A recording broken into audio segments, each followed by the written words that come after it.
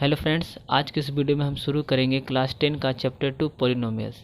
इस वीडियो में हम पॉलिनोमियल से रिलेटेड सारी चीज़ों को कवर करेंगे और समझेंगे पॉलिनोमियल्स होता क्या है। तो मैं एक एक्सप्रेशन लिखता हूँ, ax प्लस बी। क्या ये एक्सप्रेशन है पॉलिनोमियल्स का? तो मैं कहूँगा हाँ, ये पॉलिनोमियल्स है। कैसे? क्योंकि ये जो है वेरिएबल और कांस्टेंट के कॉम्बिनेशन से बना है। ए और बी क्या है? ए और बी रियल नंबर से। मैं यहाँ लिख देता हूँ A and be real number. और एक्स क्या है? X variable.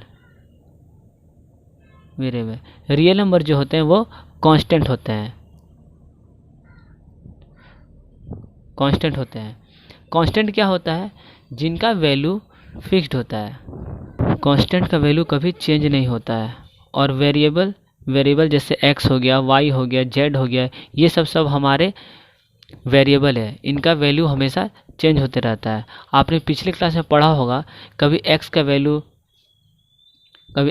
5 आता है, कभी एक्स का वैल्यू -1 आता है, कभी एक्स का वैल्यू 3 होता है।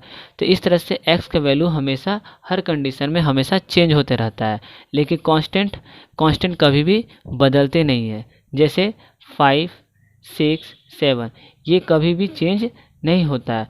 5 तो 5 होते हैं, 6 तो 6 होते हैं। इसीलिए 5, 6, 7 ये सब क्या है? हमारे कांस्टेंट टर्म है। तो ए और बी हमारा रियल नंबर से यानी कांस्टेंट है। एक्स जो है हमारा वेरिएबल है। मैं और एक एक्सप्रेशन से आपको समझाता हूँ। जैसे ax² plus bx plus c ये क्या है हमारा? तो ये हमारा एक पॉलिनोमियल है। कैसे? तो इसमें हमारा x भी है, रियल नंबर्स भी है, यानी कि a, b, c ये सब सारी चीज़ों को कंबाइन होने से ये हमारा एक पॉलिनोमियल होता है। यानी कि रियल नंबर्स यानी कि a, b, c और वेरिएबल्स के कॉम्बिनेशन को पॉलिनोमियल कहते हैं। उसी तरह से अगर मैं लिख दूं कि x³ plus x² plus 3x plus 2 ये भी हमारा एक पॉलिनोमियल्स है। तो पॉलिनोमियल्स जो होते हैं वो वेरिएबल और कांस्टेंट के कॉम्बिनेशन को कहते हैं। पॉलिनोमियल्स को हमने टर्म के बेसिस पर भी लिखा है और डिग्री के बेसिस पर लिखा है। पहले हम समझते हैं कि पॉलिनोमियल्स टर्म के बेसिस पे कैसा होता है। तो मैं लिखता हूँ types of polynomial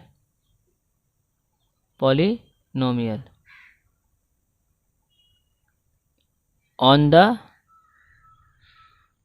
basis of term.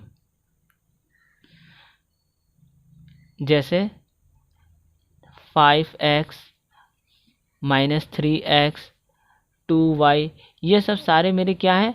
Polynomials हैं। और इनका जो टर्म है सिंगल टर्म है। इनका भी सिंगल टर्म है, ये भी जो है सिंगल टर्म है। तो जो सिंगल टर्म वाले पॉलिनोमियल्स होते हैं उनको हम क्या कहते हैं? मोनोमियल।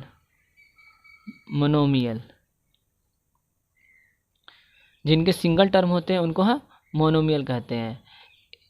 फ्रेंड्स, मैं आपको बता दूं कि अगर कोई टर्म ऐसा हो 5x × 3 तो ये मोनोमियल नहीं हुआ, ये मोनोमियल हुआ। कैसे?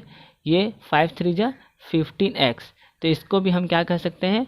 मोनोमियल। उसी तरह से अगर कोई एक्सप्रेशन आपको ऐसे देखने को मिले 6x प्लस 3 5x प्लस 2 या फिर 8m प्लस k, अगर आपको इस तरह के फॉर्म में देखा तो ये जो है ये हमारे दो टर्म है। कैसे? ये प्लस जो है हमारा ये हमारे 8m और k को सेपरेट कर रहा है। तो ये हमारा फर्स्ट टर्म हो गया, ये हमारा सेकंड टर्म हो गया। तो जो दो टर्म से मिलकर बने हैं उनको हम कहते हैं बाइनोमियल।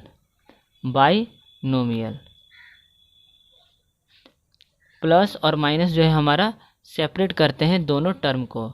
अगर मैं आपको कहूँ कि 5x × 3 ये हमारा बाइनोमियल है तो ये बाइनोमियल नहीं हुआ, क्योंकि हमने अभी जस्ट बताया था कि 5 × 3 15x होता है, इसीलिए ये मोनोमियल हो गया।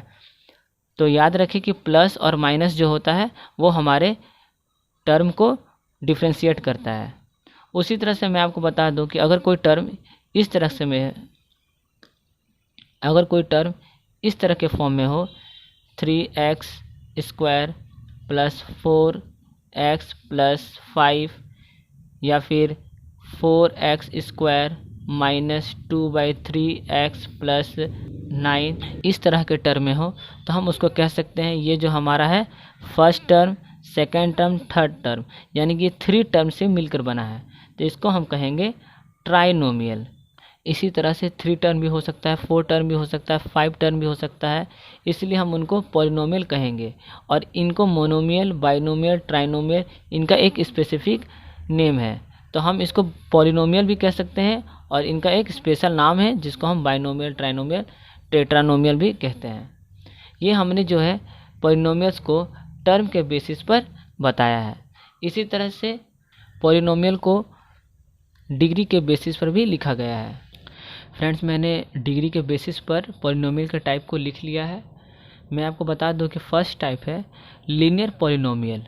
लीनियर पॉलिनोमियल का मीन्स होता है वैसे एक्सप्रेशन या फिर ऐसे पॉलिनोमियल जिनकी मैक्सिमम डिग्री 1 हो, जिनकी मैक्सिमम डिग्री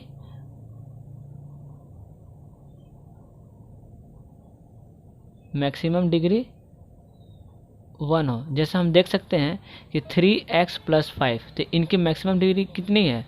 1 है। और हम यहाँ भी देख सकते हैं y प्लस √7 या फिर x माइनस 3/8, 5z प्लस 13, इन सभी की जो मैक्सिमम डिग्री है वो 1 है। फ्रेंड्स, मैं आपको बता दूं कि ये जो डिग्री है वो वेरिएबल के लिए है, मैं यहाँ पर कांस्टेंट टर्म की बात नहीं कर रहा हूँ। यहाँ पर हमारा वेरिएबल टर्म है y, x, z, इनकी जो डिग्री होगी वो मैक्सिमम 1 होगी। उसी तरह से क्वाड्रेटिक पॉलिनोमियल, क्वाड्रेटिक पॉलिनोमियल से मीन्स होता है जिनकी मैक्सिमम डिग्री 2 है। यहाँ पर हम देख सकते हैं 1 minus 8x², x² minus 3, u² plus 5, x² plus 7x plus 2। तो ये भी इस एक्सप्रेशन में भी हम देख सकते हैं कि हमारा जो x है उसकी मैक्सिमम डिग्री 2 है, इसलिए हम इसको क्वाड्रेटिक पॉलिनोमियल कह सकते हैं। इसको लीनियर पॉलिनोमियल नहीं कह सकते हैं क्योंकि यहाँ पर मैक्सिमम डिग्री 1 नहीं, यहाँ पर 2 है। क्योंकि यहाँ पर 1 है लेकिन मैं इस एक्सप्रेशन को देखूँ तो इस एक्सप्रेशन के अकॉर्डिंग हमारा मैक्सिमम डिग्री 2 है, इसलिए ये हमारा क्वाड्रेटिक पॉलिनोमियल है। क्यूबिक पॉलिनोमियल वैसे एक्सप्रेशन जिनकी मैक्सिमम डिग्री 3 हो। हम यहाँ सारे मैंने एग्जांपल यहाँ लिख दिया है। हम यहाँ पर देख सकते हैं 13 माइनस x³ या फिर वो सिंगल x³ भी होगा तो वो क्या है? Cubic polynomial. सिंगल x² होगा तो वो है क्वाड्रेटिक पॉलिनोमियल, सिंगल x होगा तो वो है लीनियर पॉलिनोमियल। तो हम यहाँ देख सकते हैं √2x³ माइनस 13, ये भी हमारा क्या है? क्यूबिक पॉलिनोमियल, इसकी मैक्सिमम डिग्री 3 है। उसी तरह से x³ minus 4x² plus 3x plus 2, ये हमारा एक्सप्रेशन क्यूबिक पॉलिनोमियल है। हाँ फ्रेंड्स, मैं आपको बता दूं कि जीरो ऑफ द पॉलिनोमियल्स क्या होता है। तो फ्रेंड्स, मुझे ये बताओ कि 2x प्लस 8 इनमें से वो कौन सा x का वैल्यू होगा जो इस एक्सप्रेशन को 0 कर देगा। मेरी बातों को ध्यान से सुने, मैं बोल रहा हूँ कि x की वो कौन सी वैल्यू होगी जो इस एक्सप्रेशन को 0 कर दे। तो मैं बोलूँगा कि x इक्वल टू -4, तो 2 into -4 plus 8, -8 plus 8 equal to 0। तब हम कह सकते हैं -4 जो है हमारा ये 0 ऑफ द पॉलिनोमियल है। तो मैं इसको यहाँ लिख देता हूँ x² माइनस 1, तो x² माइनस 1, तो मैं कहूँगा कि x की 2 वैल्यू होगी, -1 और 1। अगर मैं इन दोनों में से किसी भी एक को इस एक्सप्रेशन में पुट करूँगा तो इस एक्सप्रेशन को वो 0 कर देगा। कैसे? अगर मैं -1 पुट करूँगा तो -1 का स्क्वायर 1 होगा, 1 माइनस 1 0, यानी कि 0 हो जाएगा। उसी तरह से अगर मैं 1 को पुट करूँगा तो 1 का स्क्वायर 1 होगा और 1 माइनस 1 0 हो जाएगा।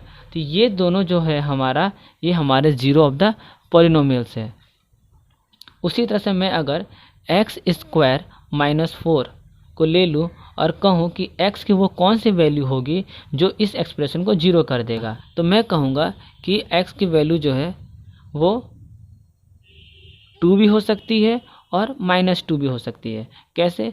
2 का स्क्वायर 4 होगा, 4 - 4 = 0। उसी तरह से अगर मैं -2 को पुट कर दूं तो -2 का स्क्वायर 2 होगा और -2 का स्क्वायर 4 होगा और 4 - 4 तो क्या होगा? 0। तो हमने देखा कि x की दो वैल्यू है 2 और -2 जो इस एक्सप्रेशन को जीरो कर दे रहा है। फ्रेंड्स, मैं आपको ये भी बता दूं कि x की जितनी ज़्यादा डिग्री होगी उतनी ही x की वैल्यू आएगी। अगर x की पावर 3 है तो x की 3 वैल्यूज मिलेंगी जो इस एक्सप्रेशन को जीरो कर देगा। अगर x की पावर 1 होगी तो x की एक वैल्यू होगी जो उस एक्सप्रेशन को जीरो करेगी। अगर x की वैल्यू 2 होगी तो उस एक्सप्रेशन के लिए हमें 2 जीरो की ज़रूरत पड़ेगी। जीरो का मीन्स होता है वो वैल्यू जो इस एक्सप्रेशन को जीरो कर दे। फ्रेंड्स, अगर आपको ये मेरी वीडियो अच्छी लग रही है तो आप मेरे चैनल को सब्सक्राइब करें और बेल आइकन को प्रेस जरूर करें ताकि आपको मेरी इस तरह की वीडियो टाइम टू टाइम मिलते